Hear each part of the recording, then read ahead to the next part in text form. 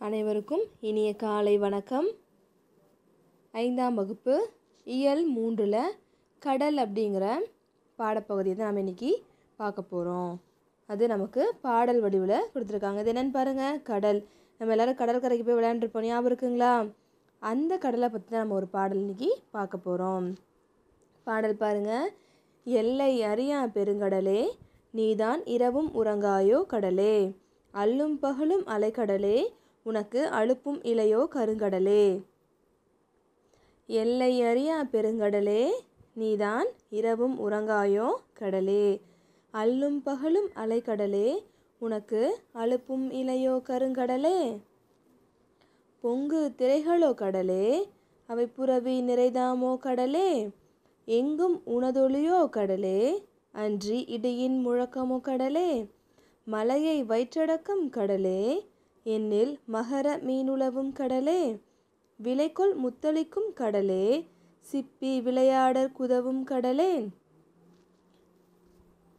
மழைக்கு மூலமும் நீ கடலே, அதை வாங்கி வைப்பதும் நீ கடலே, வழுத்து மகிமையெல்லாம் கடலே, எவர் மதித்து முடிக்கவலார் கடலே. கவிமணி தேசிக விநாயகனார். இப்போது கடல் நமக்கு எந்த மாதிரிலாம் இருக்குது அப்படிங்கிறதுக்காக தான் இந்த பாடல். பாருங்கள். எல்லை அறியாய் பெருங்கடலே, நீதான் இரவும் உறங்காயோ கடலே. இந்த கடலுக்கு பார்த்திங்கன்னா எல்லை அப்படின்னு கிடையவே கிடையாது. அந்த கடல் நம்ம கண்ணுக்கு எட்டின தூரம் வரைக்கும் நமக்கு என்ன தெரியும்? கடல் தெரியும் இல்லைங்களா? அந்த மாதிரி எல்லையே நமக்கு தெரியாது.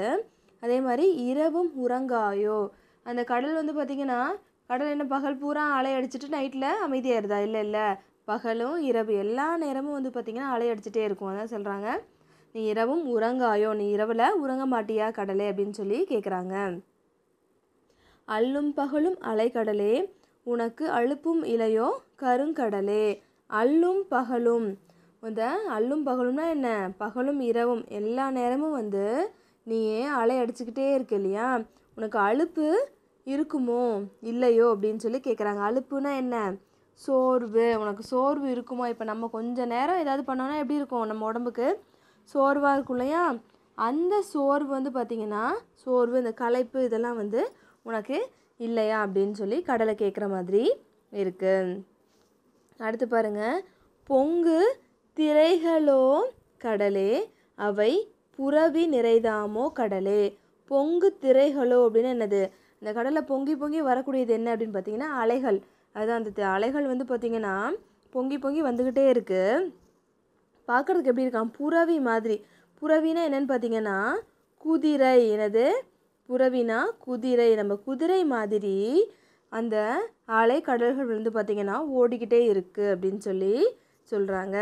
அதுக்கடுத்து எங்கும் உனதொலியோ கடலே, எங்கே பார்த்தாலும் உன்னோட சத்தம், அந்த அலை அடிக்கிற சத்தம் கேட்டே இருக்கும் இல்லையா? அன்றி இடியின் முழக்கமோ கடலே, எங்கே பார்த்தாலும் உன்னோட ஒளி தான் கேட்குதா இல்லை இடியோட முழக்கம் கேட்குதா? அந்த அளவுக்கு இடி முழக்கம் எவ்வளோ சத்தம் கேட்கும், அந்த அளவுக்கு கடலில் அந்த அலைகள் ஓடுற சத்தம் கேட்குது அப்படின்னு சொல்லி சொல்கிறாங்க. சரிங்களா? மலையை வயிற்றடக்கம் கடலே, அந்த எவ்வளோ மலைகள் இருந்தாலும் அதுக்குள்ளே என்ன பண்ணும்? கடலுக்குள்ளே போய் அடக்கிடலாம், அந்த கடலுங்கிற வயிற்றுக்குள்ளே போட்டு அடக்கிடலாம் அப்படின்னு சொல்கிறாங்க. தான் மலையை வயிற்றடக்கம் கடலே. மலையை கூட என்ன பண்ண முடியும்? கடலில் அடக்கம் பண்ண முடியும், உள்ளே அழுத்தி வைக்க முடியும். அதே மாதிரி கடல் என்ன இருக்கா? மகர மீன் உலவும் கடலே. மகரம் அப்படிங்கிறது மீன் தான் இந்த இடத்துல. அந்த மீன்கள்லாம் உலாவிக்கிட்டு இருக்கக்கூடியதான் இத்தகைய கடல். மீன் மட்டும் இல்லாமல் வேற என்ன இருக்குது? விளைகொள் முத்தளிக்கும், விலை மதிப்பு மிக்க முத்து அளிக்கக்கூடியது சிப்பி இல்லையா? சிப்பி இருக்கக்கூடிய, அது மட்டும் இல்லாமல் அந்த சிப்பி நம்ம என்ன பண்ணுவோம்? எடுத்து விளையாடுவோம் இல்லையா? விளையாடற் குதவும் கடலே. கடலில் பார்த்திங்கன்னா மலையை கூட அடக்க முடியும். அதே மாதிரி மகர மீன்கள் உழவிட்டுருக்கு. விலை மதிக்கத்தக்க எனது முத்துக்கள் பார்த்திங்கன்னா அந்த கடலில் இருக்குது. சிப்பிகளும் நம்ம விளையாடுறதுக்கு இருக்குது அப்படின்னு சொல்லி சொல்கிறாங்க. சரிங்களா? அதுக்கடுத்து மலைக்கு மூலமும் நீயே. மலைக்கு மூலமும் நீயே. இப்போ பார்த்திங்கன்னா கடல் நீர் ஆவியாக போய் தான் மழை பொழியுது. அந்த மழையை என்ன பண்ணுது? அதை வாங்கி வைப்பதும் நீ. அந்த மழையை என்ன பண்ணுது? வாங்கி வைக்கிறதும் இந்த கடல் தான் அப்படின்னு சொல்லி சொல்கிறாங்க. அதான் வழுத்து மகிமையெல்லாம் கடலே, எவர் மதித்து முடிக்கவலார் கடலே. உன்னோட இந்த மகிமை எல்லாத்தையும் வந்து உன்னோட மகிமைனா என்னது? பெருமை அப்படின்னு அர்த்தம். மகிமைனா பெருமை. உன்னோட பெருமை எல்லாத்தையும் வந்து பார்த்திங்கன்னா வேறு யாரால் சொல்ல முடியும்? அந்த அளவுக்கு ஒரு என்ன இருக்குது, ஒரு சிறப்புமிக்க தான் இந்த கடல் இருக்குது. மழைக்கு நமக்கு வந்து பார்த்திங்கன்னா என்னது, மழைக்கு மூலமாக இருக்கக்கூடியது இந்த கடல் நீர் ஆவியாக போய் தான் மழை பொழியுது. அந்த மழை தண்ணீர் கடைசி எங்கே வந்து சேருதுன்னா கடலை வந்து சேருது. அதை வாங்கி வைப்பதும் நீ கடலே, அதை வாங்கி வைக்கிறதும் கடல் தான். இத்தகைய இந்த மகிமையோட சிறப்பை எல்லாத்தையும் பெருமை எல்லாத்தையும் என்ன பண்ணுது, யாராலையும் எடுத்துரைக்க முடியாது அப்படின்னு சொல்லிட்டு கவிமணி தேசிய விநாயகனார் என்ன பண்ணுறாரு, இந்த கடலை பற்றி சொல்கிறாரு. சரிங்களா? பாருங்கள், கவிமணி தேசிய விநாயகன் பிள்ளை அவர்களை பற்றி நம்ம பார்க்கலாம். அதுக்கு முன்னாடி நம்ம இப்போ கடல் பற்றி என்னென்ன பார்த்தோம்? கடல் வந்து பார்த்திங்கன்னா பெருங்கடல் இரவும் பகலும் உறங்காது அலைகளை வீசி ஓய்வில்லாமல் இருக்கிறது. கடல் வந்து என்ன பண்ணுது, இரவும் பகலும் அலைகளை வீசிக்கிட்டே ஓய்வில்லாமல் இருக்குது. கடல் அலைகள் பார்ப்பதற்கு குதிரைகள் அணிவகுத்து வருவதைப் போல காட்சியளிக்கின்றன. சரிங்களா? அடுத்து, எங்கும் ஒலிக்கின்ற ஒளி அலையோசையா அல்லது இடியோசையா? அது அலையா இல்லை இடியாங்கிற ஐயம், அந்த சந்தேகம் வந்து நமக்கு ஏற்படுற அளவுக்கு சத்தம் மிக்கதாக இருக்குது. அதுக்கப்புறம் உயர்ந்த மலையும் மீனும் வளங்களையும் முத்துக்களையும் சிப்பிகளையும் கொண்டது தான் இந்த கடல். அதே மாதிரி பூமியில் மழை பெய்யவும் மழைநீரை சேமித்து வைக்கும் ஒரு பெரிய கலனாகவும் இருக்கக்கூடியது இந்த கடல். ஆகவே இந்த கடலின் பெருமைகளை எல்லாம் எடுத்துரைக்க வல்லவர் இங்கு எவரும் இல்லை. இவ்வளோ பெருமை இருக்கிறத யாராலும் என்ன பண்ண முடியாது, சொல்ல முடியாது. நான் உனக்கு பாடலாக படிக்கிறேன் அப்படின்னு சொல்லி கவிமணி தேசிய விநாயகம் பிள்ளை அவர்கள் சொல்கிறாங்க.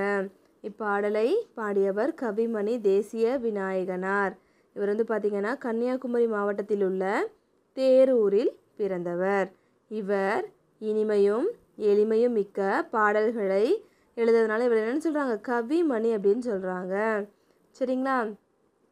நம் பாடப்பகுதியில் உள்ள பாடல் குழந்தை பாடல்கள் என்னும் தலைப்பில் முதற் பாடலாக அமைந்துள்ளது. இவர் எழுதியிருக்க குழந்தை பாடல் அப்படிங்கிற பாடலில் இருந்துக்கிற முதல் பாடல் தான் நமக்கு வந்திருக்கு. சரிங்களா? கவிமணி தேசிய விநாயகம் பிள்ளை. இவர் வந்து இனிமையும் எளிமையும் மிக்க பாடல்கள் பாடுறதுனால தான் இவர் என்ன சொல்கிறாங்களாம், கவிமணி அப்படின்னு சொல்லி சொல்கிறாங்க. சரிங்களா? பாடல் உங்களுக்கு புரிஞ்சுதுங்களா? நீங்கள் என்ன பண்ணுறீங்கன்னு பார்த்தீங்கன்னா, இந்த பாடப்பகுதியில் இருக்கக்கூடிய சொல்லும் பொருளும் பகுதி இருக்குது. அதில் இருக்கக்கூடிய இந்த சொல்லும் பொருளை ஒரு முறை படித்து என்ன பண்ணுங்கள், எழுதுங்க. சரிங்களா? மீண்டும் அடுத்த காணொளியில் சந்திப்போம். நன்றி.